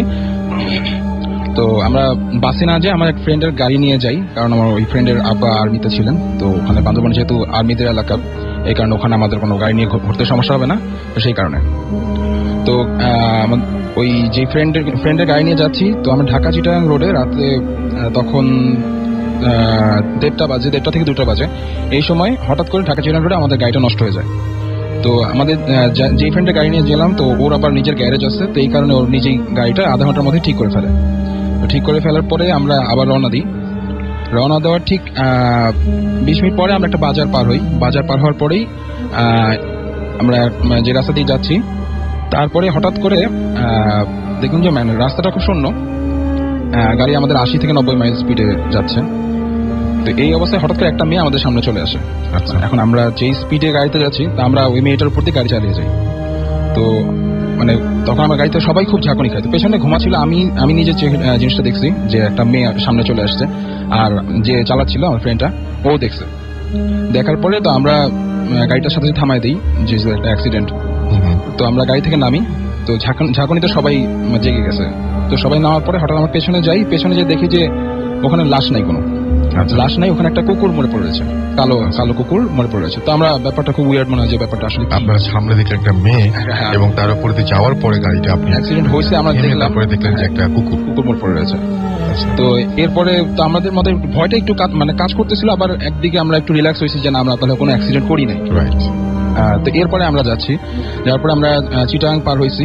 চিটাগাং পার হয়ে যাওয়ার পরে আমরা বান্দরবনের রোডে উঠছি। তো এই সময় আমার ফ্রেন্ড বলতেছে যে তুই এবার ড্রাইভ কর। তো আমি ড্রাইভ সিটে বসলাম, ড্রাইভ করতেছি। তো বান্দরবনের রোডগুলো অনেক বাঁকা, মানে আঁকা বাঁকা প্রচুর এবং উঁচু নিচু। তো এই বাঁক থেকেও অপর পাশে বাঁক দেখা যায় না, এমন অবস্থা। তো আমি ড্রাইভ করতেছি, তো একটা অনেক বাঁকানো মোড় নিতেছিলাম। তো নেওয়ার সময় হঠাৎ করে অপর সাইড থেকে দেখি যে মানে একটা ঝলসানো আলো আমার মানে আসতেছে, এবং আইসা আমার ঠিক গাড়ির ফ্রন্ট গ্লাসের উপর দিয়ে চলে যায়। তো আমি ফার্স্ট মনে করছি যে হয়তো ওই পাশ থেকে কোনো বাস আসতেছে। তো আমি সাথে সাথে ব্রেক করি, কিন্তু মানে ব্যাপারটা হওয়ার কথা না, কারণ বান্দরবনের রাত ওইটা তখন 3:30 বাজে। হওয়ার কথা না এই কারণে যে বান্দরবনের রোডে ঢাকা থেকে মাত্র 5 থেকে 6টা বাস যায়, Right. আর ওখান থেকে 10-11টার মধ্যে সবগুলো বাস ব্যাক করে, সুতরাং অপর সাইড থেকে কোনো বাস আসার কথা না। তো এই ঘটনায় আমরা 6 জনই ভয় পাই, কারণ বান্দরবনের রোডটা এত সুন্দর যে সবাই জেগেছিল এবং সবাই দেখতেছিল। তো গাড়ি ব্রেক করার পর সবাই দেখে, মানে আলো ঘটনাটা সবাই দেখছে। তো এরপরে আমাদের সাথে আর কোনো ঘটনা ঘটে, আমরা সেফলি বান্দরবান পৌঁছাই। ওই দিনই আমরা বিকালে থানচি চলে যাই। তো পরের দিন আমরা রেমাক্রিতে যাই, আমাদের সেনাবাহিনী যে ওখানে বিডিআর যারা আছে তাদের ওখানে গাড়ি রেখে তো আমরা রেমাক্রিতে চলে যাই। নাফাকুম ঝর্ণা দেখে আমরা সেই রেমাক্রিতে থাকতেছি। তো এই বলে রাখা ভালো যে থানচির পরে ওখানে স্বাস্থ্যসম্মত কোনো টয়লেট নাই। তো রেমাক্রিতে রেমাক্রি চারকোনা বাজারের পরে, মানে বাজারের একটা কোনা দিয়ে একটা ব্রিজ আছে, তো ব্রিজ পার হয়েই জঙ্গল। তো ওখানে টয়লেটের কাজ সারার জন্য বেশিরভাগই ওই জঙ্গলই ইউজ করে। তো রাত্রে 8টার মধ্যে রেমাক্রি বাজার বন্ধ হয়ে যায়। এখন আমাদের যে মামা, ওনার নাম ছিল মমিন। তো মমিন মামা রাত্রে 11:30টার দিকে উনি টয়লেটে যাওয়ার জন্য গেছে। তো আমরা বললাম সাথে যাই। তো উনি বলে যে না, সমস্যা নেই, আমি একা যেতে পারবো। তো উনি টর্চ নিয়ে গেছে। যাওয়ার পরে তো আধা ঘন্টা হয়ে গেছে, তো আমরা দেখি যে উনি আসতেছে না। তো এখন আমরা তবে 5 জন আর আমাদের যেখানে গাইড থাকে, বাঙালি গাইড ছিল, নিয়ে আমরা মানে খুঁজতে যাই। তো খুঁজতে খুঁজতে ওই জঙ্গলে একটা গাছের নিচে আমরা টর্চটা দেখি। দেখার পরে তো ওই গাছের ঠিক উপরে একটা ডালে দেখি যে উনি মানে এমন ভাবে মানে উনি বসে আছেন, শুয়েছিল, মনে হচ্ছে উনি ঘুমাচ্ছে, এমন একটা অবস্থা। গাছের ডালে কত উঁচু গাছ হবে? এটা 50 ফিট। অনেক উঁচু। ওখানে বান্দরবানের গাছগুলো অনেক উঁচু হয়, অনেক উঁচু গাছ। তো মানে এত উঁচু ছিল না, মানে জাস্ট গুড়িটা যেখান থেকে শাখা শুরু হয় ওই শাখার মধ্যে উনি ঘুমিয়ে আছে। তো ওনাকে ডাক দিতে উনি উঠে না। তো আমাদের গাইডটা গাছে উঠতে পারে, উনি উঠে যায়। ওনাকে নিয়ে আমরা সবাই ধরে ওনাকে রুমে নিয়ে আসি। কিন্তু আপনার মামাকে গাছে চড়তে জানতেন না? সেটাই বলতেছি, মানে উনি যখন জ্ঞান ফিরে তখন আমাকে জিজ্ঞেস করি যে আপনি গাছে উঠছিলেন কেন, আর ওখানে উঠে ঘুমাইছিলেন কেন? বলছে আমি তো ঘুমাইছিলাম না। বলছে যে হ্যাঁ ঘুমাইছিলেন, সেটা তো আপনাকে নিয়ে আসার পরে বুঝতে পারলাম, কিন্তু মানে উঠছিলেন কেন? বলছে আমি তো গাছে চড়তেই জানি না। তো এটা খুব অবাক হই আমরা যে কি হয়েছিল ব্যাপারটা আমাকে একটু বলেন। তো তখন উনি বললে যে উনি যখন মানে বাথরুম সেরে আসতেছিলেন তখন পেছন থেকে একটা মেয়ে ওনাকে ডাক দেয়। তো উনি পেছনে ফিরে দেখে যে খুব সুন্দর একটা চাকমা মেয়ে, চাকমা না ওখানে হয়তো মারমামে। তো উনি দেখে মানে অবাক হয়েছে যে কি ব্যাপার এখানে। তো উনি মেয়েটা নাকি ওনাকে ডাক দিচ্ছে। তো উনি গেছে, এরপরে আর ওনার কিছু মনে নাই যে উনি এরপরে কি হয়েছে, ওনার কিছু মনে নাই, সম্ভবত সম্ভাবনার মধ্যে ছিল সম্ভবত। তো এরপরে আমরা তাকে নিয়ে আসি। তো এটা শুনে আমাদের গাইড বলে যে ওখানে রেমাক্রিতে একটা মেয়ে থাকতেন, উনি বার্মা থেকে আসছিল, অনেক অধিবাসী রেমাক্রিতে বার্মা থেকে আসছে। তা ওখানে একটা এলাকার ছেলের সাথে ওনার সম্পর্ক হয়। আচ্ছা, মেয়েটার। তো এক পর্যায়ে ছেলেটা ওকে বিয়ে করতে যখন অস্বীকৃতি জানায়, দেন ওই মেয়েটা সুইসাইড করে, ওই জঙ্গলেই সুইসাইড করে। সুইসাইড করার পরে এর 2 মাস পরে ওই ছেলেটাই একদিন রাতের বেলা বাথরুমে যাচ্ছে, জঙ্গলে বাথরুমের কাজ করার জন্য যাচ্ছে। এরপরে ছেলেটাকে ফিরে আসে না। তো অনেক খোঁজাখুঁজি করা হয়, সে তাকে পাওয়া যায় না। 2 দিন পরে তার গলা কাটা জাস্ট মাথাটা পাওয়া যায় হলো ওকে বান্দরবনে ওই গাছে। আচ্ছা, যেই গাছের সাথে ওই মেয়েটা সুইসাইড করছে। ওকে। তো এরপরে আমাদের সাথে সেরকম কোনো ঘটনা ঘটেনি, কিন্তু ফিরে আসার সময় আমাদের গাড়িটা আবার ডান সাইডের পেছনে চাকাটা পাংচার হয়। আচ্ছা। তো পাংচার হওয়ার পরে আমরা সবাই নামি। তো গাড়িতে স্পেয়ার চাকা ছিল। তো আমাদের ফ্রেন্ডটা গাড়ির চাকা ঠিক করতে লেগে যায়। তো আমরা হঠাৎ করে মানে সবাই সবার দিকে মুখ চাওয়াচাই করতেছি যে কি ব্যাপার। মানে তখন আশেপাশে আমরা দেখে আমরা যেটা দেখলাম সেটা হলো আমরা যেদিন বান্দরবনে আসতেছি ওই দিন আমরা মেয়েটাকে যেখানে অ্যাক্সিডেন্ট করছিলাম আর কুকুরের মোড়ে পড়ে থাকতে দেখছিলাম, ওই জায়গাতেই আমাদের চাকা পাঞ্চার, একদম সেম জায়গায়। ওকে। তো এটাই হলো, বুঝতে পারছি অনেকগুলো প্যারানর্মাল ঘটনা একসাথে ঘটেছে এবং মানে একই ট্যুরে আমার খুব ভয়ের মধ্যে দিয়ে গেছে। আমার কাছে খুবই অদ্ভুত লেগেছে। আমি চাইছিলাম যে এই ঘটনাটা আরেকটু পরে শোনাবো আপনাদেরকে, বাট শুনিয়ে ফেললাম। রাতের ভয়, ভয় যেখানে জীবন্ত। আপনার নামটা একবার বলবেন? হ্যালো এগেইন, আমি আশিকুর। আর এই ঘটনাটা কারসঙ্গে ফিট বা 1 লাখ যাই হোক, এটা কারসঙ্গে ছিল। সো এটা ছিল যখন আমি ক্লাস 9-এ উঠছি। ক্লাস 9-এ তখন আমরা আমার পুরো ব্যাচ প্ল্যান করি যে এই ভূত জিনিসটা সবচেয়ে বেশি মানে গুরুত্ব দেয় সবাই। জিনিসটা একদম উইয়ার্ড এবং সবচেয়ে এক্সট্রাঅর্ডিনারি বলতে পারেন। সো প্ল্যান করি যে আমরা একটা গ্রেভইয়ার্ডে যাব। মানে সেন্ট হেলেন স্কুল যেটা ছিল ওটা খুব মানে মেয়েদের মিশনারি স্কুল, তো খুব বড় ছিল। সো লাইক ওখানে মানে বলা যায় যে সন্ধ্যা 7টার পরে কেউ যায় না এবং আসেও না রাস্তাটা দিয়ে।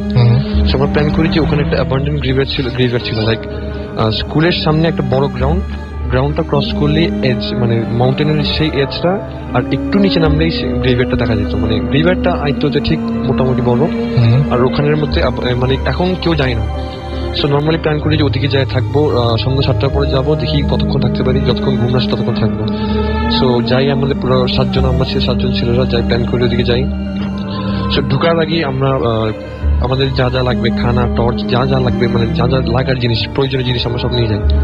সো যাই ওদিকে 7টা বাজে ওখানে বসি, এবং গ্রেভিয়ার দিয়ে ঢোকার সময় তখন গ্রেভিয়ারের রাস্তাগুলি মানে এক জায়গা থেকে এক সিমেট্রি থেকে এক সিমেট্রি প্রায় যে ডিস্টেন্সটা লাইক অনেক চিকন ছিল। সো আমাদেরকে একটা লাইন ধরে যেতে হয়েছে। সো আমি ছিলাম প্রথমে, আর তারপর আমার ফ্রেন্ডরা ফলো, আর লাস্টে থাকলে মানে ভয়টা লাগে যে পিছন থেকে কেউ হাত দিয়ে ধরে, ওরকম ভয়টা লাগে। সো ফার্স্টে ছিলাম আমি। যাওয়ার সময় তখন গ্রেভিয়ারের যে নামগুলি ওগুলি পড়ে পড়ে যাচ্ছিলাম আর কি, এই নান, এই সিস্টার, এই ফাদার জোসেফ, এগুলি নামগুলি ছিল, পড়ে পড়ে যাচ্ছিলাম। সো যাইতে যাইতে মাঝখানে ঠিক আগে একটা খুঁড়ি, মানে অর্ধেক ভাঙা খুঁড়ি, মানুষের একটা অর্ধেক ভাঙা খুঁড়ি পাইছিলাম। সো আমার ফ্রেন্ড বলছিল জিনিসটা নিয়ে যাবেন। সো ওকে বললাম যে না, জিনিসটা ধরিস না, কিছু একটা হতে পারে, এগুলি ধরা ভালো না, এগুলি কি আনপ্রিয় হতে পারে, জিনিসগুলি ধরিস না। সো আমরা রাইট টার্ন নিয়ে আমরা ঠিক এজে জায়গা, এজের মধ্যে একটা স্পট ছিল বসার জন্য। তো ওদিকে গিয়ে বসলাম। তো প্ল্যান করলাম যতক্ষণ পর্যন্ত কিছু না, এদিকে বসি, তারপরে গিয়ে একটা রাউন্ড টাউন মারা আসার পরে তো বসি। 7টা তখন বাজে 7:30 ওরকম কিছু কাছাকাছি। ওখান থেকে মানে পুরো কার্শিয়াংয়ের পুরো টাউনটা ভিউ দেখা যায়। মানে স্মল ছোট ছোট লাইটগুলি, ঘরের লাইটগুলি, পুরো হিলের মধ্যে ছোট ছোট লাইটগুলো দেখা যাচ্ছে। সো জিনিসটা অনেকে ফোন নিয়ে কথা বলতেছে, অনেকে যে যার কামে ব্যস্ত। সব বসেছিলাম ওদিকে। সো এভাবে করে করে 9:30-9টার দিকে পুরো কার্শিয়াং পুরো লাইটগুলো বন্ধ, শুধু একটা দুটা লাইট দেখা যাচ্ছে উপর থেকে। সো বসেছিলাম। সো হঠাৎ করে মানে এই জিনিসটা কেউ মানে কোনো ধ্যানই দেয়নি, হঠাৎ করে গড়ানো শব্দ পাইছি আর কি আমরা, মানে গড়ানো কিছু একটা গড়াই গেছে। সো এটা শুনে তখন আমার ফ্রেন্ড বলে যে শুরু হয়েছে, চল ভিতরে যাই। সো আমরা বলি প্ল্যান করি না, একটু পরে যাই, জিনিসটা একটু গভীর হোক তারপরে যাবো না। বলছি চল, এখন বেশি দেরি করলে আপনি এখন বোরিং লাগতেছে, এখন ঘুম আসতেছে। সো উঠি, তো সবাই লাইন ধরে যাওয়া শুরু করি। সো লাস্টে ছিল আমার ফ্রেন্ড থাইল্যান্ড থেকে ট্যাং, ও সবার লাস্টে ছিল। সো ও ফোনে কথা বলতেছিল আর আমরা যাচ্ছিলাম। সো যাইতে যাইতে ও চিল্লাচ্ছে এই লাইটটা দে, মানে লাইটটা দে, কাকে বসে শুনি নেই। তো আমরা পরে নামগুলো পড়ে যাচ্ছিলাম। সো আবার চিল্লেছে লাইটটা দে। তখন মানে আমার কাছে ছিল লাইটটা, তখন আমি চিন্তা করছি কার সাথে কথা বলছে। সো পিছনে ঘুরছি, থেমে মানে পিছনে ঘুরে দেখিয়েছি ওর পিছন থেকে আমরা হাত বাড়িয়ে বলছি লাইটটা দে। তখন আমি ওকে বলেছি কার থেকে লাইট খুঁজছিস। তখন ও বলে যে আমার পিছনে কে, তোর পিছনে কেউ নাই। তখন মানে ও একটু ভয় পাই, মানে চুপ আমাদের দিকে তাকে দৌড়ায় আসে, এসে বলে যে আমার পিছনে কেউ ছিল। আমি বলছি ফাইজলামি করছ, তোর পিছনে কেউ ছিল না। তখন ও বলেছে আমি পায়ে হাঁটার সময় আমার পায়ে এসে বাড়িও খেয়েছে। জিনিসটা বলছি ওগুলো বাদ দিয়ে হাট সামনে চল। যাচ্ছিলাম, সামনে যাই যেতে তখনই মানে এই টার্নিংটা যেখানে আমরা খুঁড়িটা পাইছিলাম ওদিকে যাই দেখি যে খুঁড়িটা নাই। তখন আমি ফ্রেন্ডের দিকে তাকে হাসিটা দিচ্ছি, তখন হাসি দিয়ে বলি যে এই খুঁড়িটা লড়ছে না, মানে জিনিসটা আমি যোগ করে বলছি, সিরিয়াসলি বলিনি এই খুঁড়িটা লড়ছে না। তখন ফ্রেন্ড বলে যে ফাইজলামি করছিল, হইতে পারে খুঁড়িটাই লড়ছে। বলছি ফাইন আছে, যাই হোক। তখন দাঁড়াইছিলাম, চিন্তা করতেছিলাম নেক্সট স্টেপটা কি করবো, আমরা কি এখন ব্যাক যাবো নাকি আবার ফেরত যাবো দিকে। তো এই দাঁড়াইছিলাম, আমাদের ঠিক 3 হাত দূরে একটা সিমেট্রি ছিল। এই সিমেট্রির সামনে উপরে বসে ভাঙা, ওদিকে ক্লিয়ারলি বোঝা যাচ্ছিল যে একটা ডার্ক শ্যাডো না ফিগার টাইপের, ক্লিয়ারলি বোঝা যাচ্ছিল ডার্ক ফিগার বসে আছে। আচ্ছা। তো আমার ফ্রেন্ড আমাকে ধাক্কা দিয়ে বলে যে ওইটা কি দেখছস। তখন আমি মানে কই, আমি বলছি কই, চুপ আসতে সামনে দেখ, সামনে তোর হাতের বাম কর্নারের সামনে দেখ। সো সামনে টাকা দেখেছি ফিগার, ডার্ক ফিগার, মানে হেজি ছিল, ট্রান্সক্লুসিভ ছিল, মানে জিনিসটা একটু লক্ষ্য করলে বোঝা যায়। সো আমি সবাইকে বললাম চুপ করে বললাম সামনে দেখ। তো সামনে জিনিসটা দেখছি। এখন আমাদের সবারই মানে মনে যে জিনিসটা এখন যা ভয়টাই মানে সব বাড়া শুরু করছে, এখন কি যাবো গা নাকি থাকবো। তখন আমার ফ্রেন্ডরা বলে যে দাঁড়া, লড়িস না, এখানে চুপচাপ দাঁড়াইছিলাম। সো আমরা যখন সবাই জিনিসটা দিকে দেখতেছিলাম, ক্লিয়ারলি বোঝা যাচ্ছিল যে জিনিসটা আস্তে আস্তে ফেড হয়ে যাচ্ছে, আমাদের চোখের সামনে জিনিসটা ফেড হয়ে গেছে। তখন বললাম যে না থাক, জায়গা এখন বোধ হয়ে যাচ্ছে গা। তখন ফ্রেন্ড বলছে না দাঁড়া, এত টাইম নষ্ট করছি, এত দূরে আসছি, একটু দেখেই যাবো, আর এগুলি কিছু না, এগুলি বললে কিছু হবে না, একটু দাঁড়ায় থাক আর একটু দেখি। এরকম দেখার সাথে সাথে তখন বলছি তাহলে এভাবে দেখে দাঁড়ায় না থেকে সামনে চল, সামনে সব একটা রাউন্ড মেরে চলে যায়, হবে যা হবে না হলে নাই। তো হাঁটা শুরু করি। তখনই মানে ওই একই জিনিসটা যেটা আমার আঙ্কেল এক্সপিরিয়েন্স করেছে ফার্স্ট কাহিনীতে, ওই সিলভার লাইটটা আমার চোখে পড়ছে প্রথমে। পড়ার সাথে সাথে আমি ইউটার্ন মেরে বলেছি চল চলে যাই। বলছি কেন, বাইরেও তারপর বলতেছে যে সবে চলে যাই। তখন সবাই প্রশ্ন করে না থাক না বাদ দিয়ে চল ধাক্কা দিয়ে ওদেরকে সামনে নিয়ে গেছি এন্ট্রেন্সে, মানে গ্রেভিয়ার্ড এন্ট্রেন্সে আমরা আসছি। তখনই মানে দাঁড়াইছি, বলছে কি হয়েছে। তখনই পিছন থেকে মানে সবাই শুনছি ক্লিয়ারলি যে একটা 35 to 40 মাঝখানে যে বুড়ো মানে মিড এজের মানুষ একটা সার্কাস্টিক স্মাইল, মানে জোক, মানে আমাদেরকে ফান উড়েছে ওরকম একটা করে একটা স্মাইল দিছে।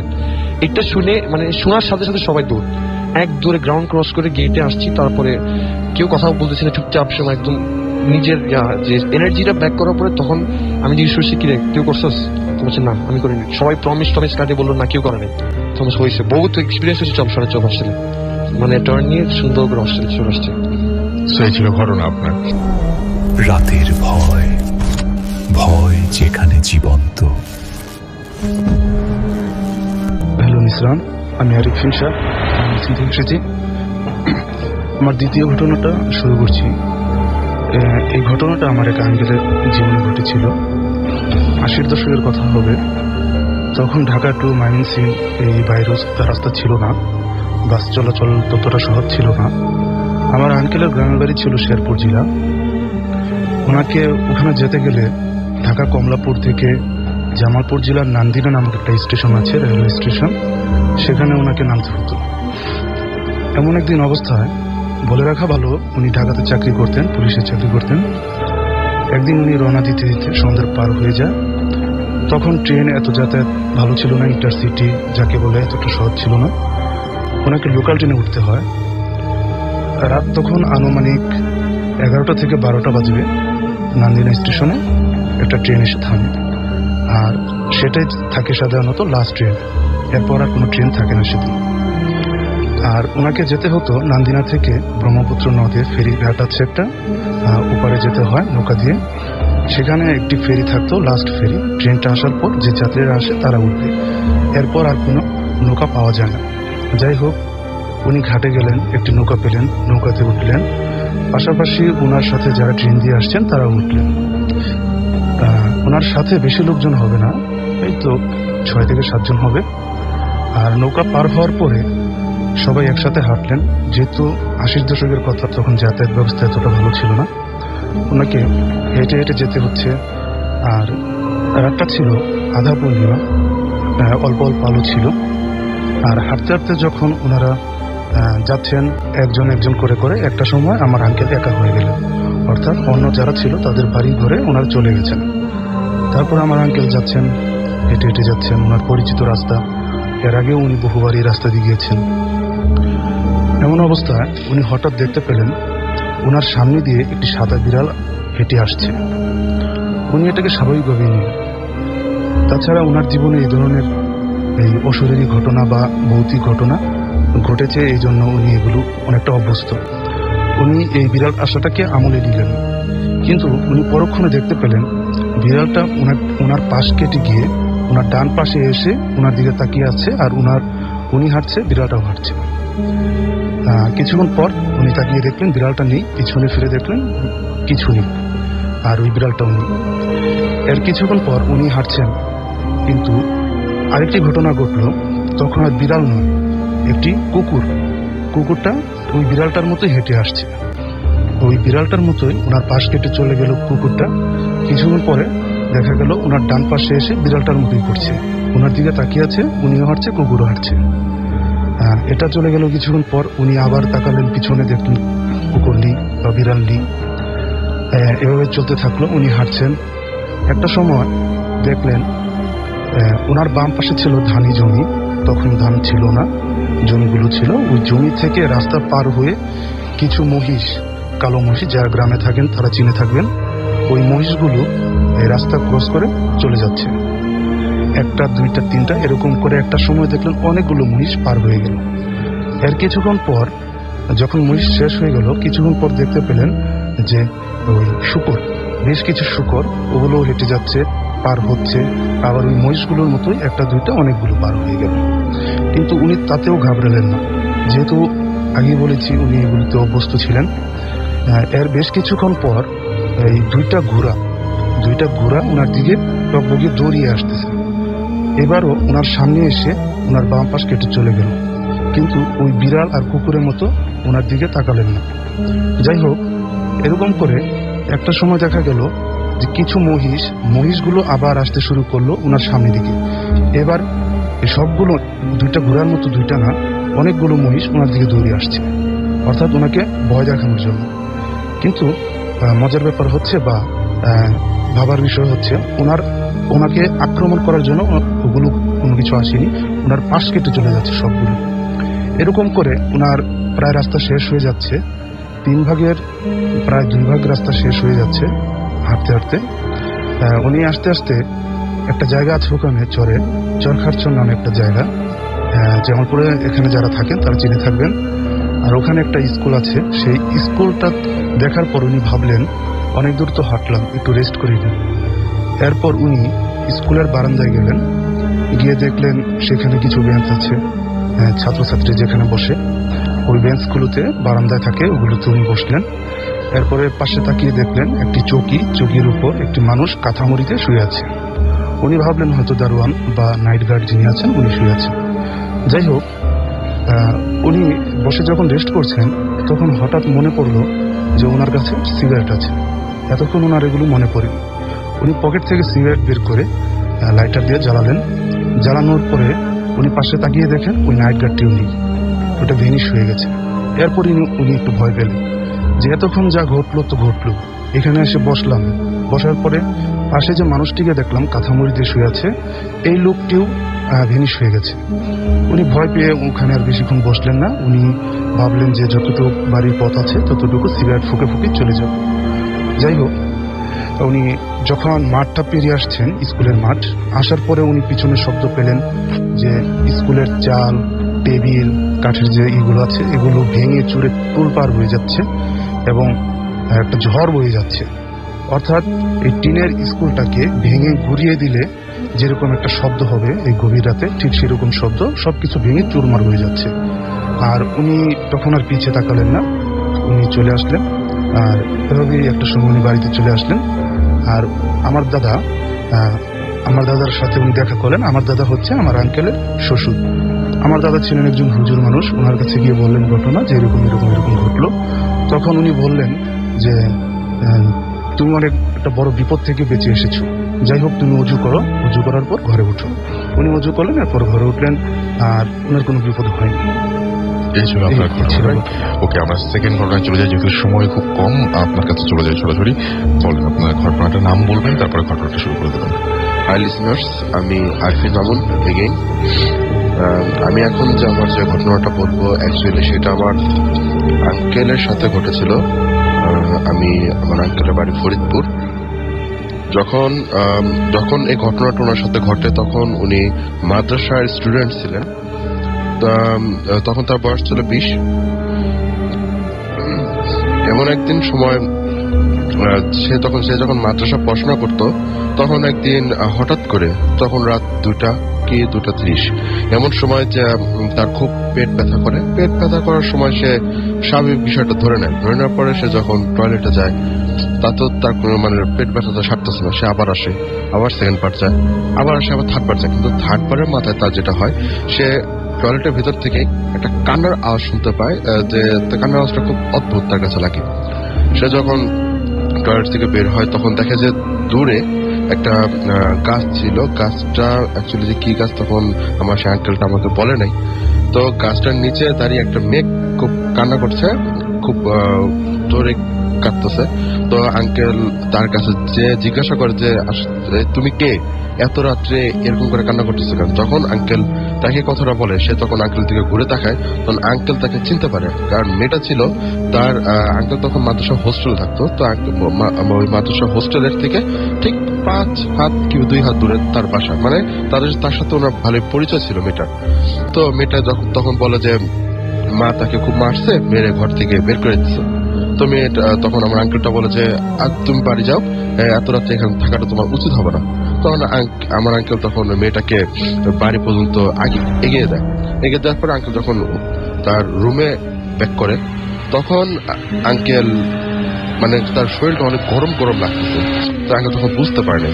ঠিক তার 5-10 মিনিট পরে আঙ্কেলের রুমের যে চালের যে ফাঁকা জায়গা থাকে, অ্যাকচুয়ালি একটা শেপের পরে চাল আর দেয়ালের মাঝখানে যে ফাঁকা জায়গাটা, তো ওই ফাঁকা জায়গা থেকে হঠাৎ আগুনের গোলার মতো একটা প্রবেশ করে।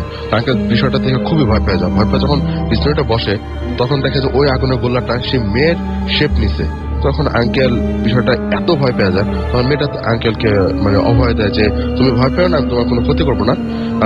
আমি অ্যাকচুয়ালি সে মেয়েটা না, আমি একটা পড়ি।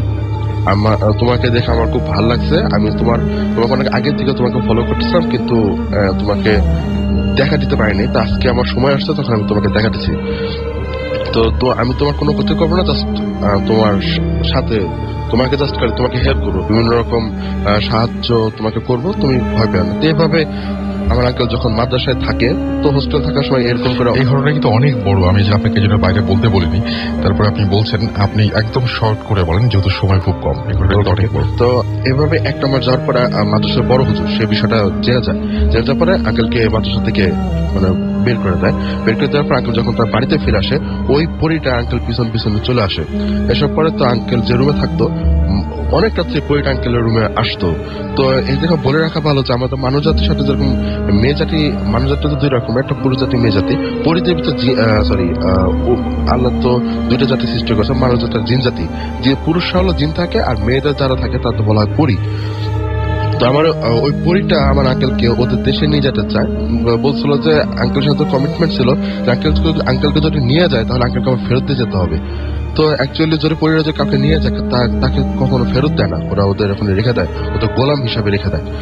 তো যখন আঙ্কেলকে এই কমিটমেন্টের কারণে আঙ্কেলকে নিয়ে যায়, আঙ্কেল যখন ওদের দেশে যায়, তখন আঙ্কেল বুঝতে পারে আসলে ওদের এটা আসল রূপ না। অনেকে বলে যে পরি অনেক দেখতে সুন্দর হয়, ওরা অনেক সুন্দর হয়, কিন্তু এটা ওদের আসলে ওদের কোনো সৌন্দর্য নেই, ওরা জাদু দিয়ে সৌন্দর্যটা তৈরি করে। আর ওদের বডি স্ট্রাকচার সম্পূর্ণ কঙ্কাল, আর ওরা পাথর আর কয়লা খেতে খুব পছন্দ করে। আর আমার আঙ্কেল ওখানে যে মিষ্টি আর ফল খেয়েছিল, তার স্বাদ পৃথিবীতে আঙ্কেল কখনো পায়নি। তো আঙ্কেল ঘুরতে ঘুরতে একজন বৃদ্ধ লোক, আমি কাহিনীটা যেহেতু রাসেল ভাই বলছে, আমি কাহিনী সংক্ষেপে করে বলছি। তো ওই যে একদম বৃদ্ধ লোককে দেখতে পাই, তো বৃদ্ধ লোকটা বলে আজ প্রায় 20 বছর যাবৎ, তখন থেকে প্রায় 20 বছর যাবৎ সে ওখানে অবস্থান করতেছে। পরিরা তাকে নিয়ে আসছে, কিন্তু তাকে আর ফেরত দেয় নাই। সে অনেক কান্নাকাটি, সবসময় 20টা বছর সে কান্নাকাটি করে যাচ্ছে। এখন তার আমার আঙ্কেল যখন দেখছিল, তখন তার বয়স অনেক হয়ে গেছে। তখন ওই বৃদ্ধ লোক আঙ্কেলকে যে ইঙ্গিতে বোঝায়, যেটা বলছে যে আঙ্কেল এই বইটা কখনোই আঙ্কেলকে ছাড়বে না। এই পৃথিবীতে ফিরে যাওয়ার পর এই আঙ্কেলকে একটা পাথর দেয়, এই পাথরটা যেন সে পৃথিবীতে যাওয়ার পর পুরাই ফেলায়, না হলে এই বইটা কখনোই তাকে ত্যাগ করবে না। তো আঙ্কেলটা পরীকে না দেখে পাথরটা নিয়ে আসে পৃথিবীতে। নিয়ে আসার পরে আঙ্কেলের উপরে জাস্ট 1 মাস যাওয়ার পরে আঙ্কেলের উপর অত্যাচার শুরু করে বইটা, যেন তার দেশের জন্য আঙ্কেল চলে যায়। তো আঙ্কেল যখন এই অত্যাচার সহ্য করতে না পারে, তখন সে তার পাথরের কথাটা মনে পড়ে। পাথরের কথাটা মনে পড়ার পরে সে যখন পাথরটা পুরাই ফেলাতে যায়, তখন সে পরিটা আবার আঙ্কেলের সামনে চলে আসে, বলে যে আমি তোমার কাছে খুব অনুরোধ করতেছি, তুমি পাথরটা পুরাও না, তুমি এই পাথরটা ফেলাই দাও, আমি তোমাকে চলে যাবো। কিন্তু ওই বৃদ্ধ লোকটা আঙ্কেলকে বলছিল যে না, যত তোমাকে অনুরোধ করুক তুমি পাথরটা ফেলাবা না, পাথরটা পুরাই ফেলাবা। তখন আঙ্কেল দ্রুত পাথরটা পুরাই ফেলায়। পাথরটা পুরাই ফেলার সাথে সাথে পরীর পাখা এবং চেহারা পুরো বিশ্রী হয়ে যায়। আচ্ছা, এরপরেও কি তারপরে হচ্ছে বইটা তার সঙ্গে ছিল বা এখনো পর্যন্ত আছে? এখনো পর্যন্ত আছে। এখন খালুদ ওর থেকে প্রোটেক্টেড পাওয়ার জন্য বড় হুজুরের কাছে যায়, অনেক বড় হুজুর, খুব পাওয়ারফুল। তো আঙ্কেলের বাম হাতের মাসুলের যে বড় হাড়ের সাথে একটা হুজুরের তাবিজ বেঁধে দেয়, মানে এরকম ভাবে জাস্ট আঙ্গুলে টাচ করার সাথে সাথে মাসুলটা ফাঁকা হয়ে যায়। ফাঁকাটা হয়ে সাথে সাথে ওই হুজুর বলে যে এটা তোমার প্রোটেক্টিভের জন্য তোমার এখানে বেঁধে দিলাম, তুমি যখন মৃত্যুবরণ করার পরেও এটা তোমার সাথে থাকবে, এটা কখনো তোমার ওই অঙ্গ থেকে তো না ছুটে পড়ে, এর জন্য হাড়ের সাথে বেঁধে দেয়। কিন্তু কোনো ব্লিডিং হয়নি, কোনো কিছু হয়নি। জাস্ট এখনো আমার এই আঙ্কেলের মিড এজ, তা এই কারণে আঙ্কেলের স্কিনটা অনেক লুজ হয়ে গেছে। আমি যদি এখন তো ধরি, এখনো অনেক বড় একটা তাবিজ তার হাতের মাসুলের সাথে এখনো পাওয়া যায়। আর আমার খালু এখন ওই বইটার অস্তিত্ব অনুভব করে, কিন্তু তার বিভৎস চেহারা, ভালো চেহারা। রাতের ভয়, ভয় যেখানে জীবন্ত। আমি প্রতীক, ব্রাইট ইউনিভার্সিটিতে পড়ছি এবং বিজয়নগর থেকে আমি এখানে এসেছি। আমার ঘটনাটা বান্দরবনের ভার্সিটি থেকে আমরা 16-17 জন একটা ট্যুরে গিয়েছিলাম বান্দরবনে। তো ওখানে যে আমরা একটা গভর্নমেন্ট রেস্ট হাউসে ছিলাম কিছুদিন। তো ওদিন থেকেই আমি লক্ষ্য করলাম যে নিচে একটি কবর ছিল। তো আমরা ফ্রেন্ডরা এমনি ট্রু টাইম ডেয়ার খেলতে যাই, আমাকে ডেয়ার দেওয়া হলো যে তুমি কবরে 5 মিনিট অথবা 10 মিনিট এরকম ছিল টাইমটা, যে তুমি স্টে করবা। তো ছোটবেলা থেকে আমার এসবে মানে ভয় ভীতি কম ছিল। তো আমি ওখানে ছিলাম। কিছুক্ষণ টাইম স্পেন্ড করার পরে যেটা লক্ষ্য করলাম যে ওখানকার দারোয়ান আমার দিকে আসছে এবং বলছে যে এখানে থাকবেন না, চলে যান। আমি বললাম যে কেন, কোনো সমস্যা হবে? বললো যে সমস্যা না, কিন্তু এই কবর মানুষ টানে। বললাম যে মানুষ টানে বলতে কিরকম? বললো যে বাবু এখানে থাকবেন না, চলে যান। তো আমি পরে ওখানে চলে এসেছি। তো রাত্রেবেলা যখন আমরা ঘুমানোর প্রস্তুতি নিচ্ছিলাম, তো বেডের সংখ্যা কম ছিল। আমি আর আমার একটা ফ্রেন্ড ফ্লোরিং করে শুয়েছিলাম, আর পাশে আমাদের ফ্রেন্ডের বেড ছিল।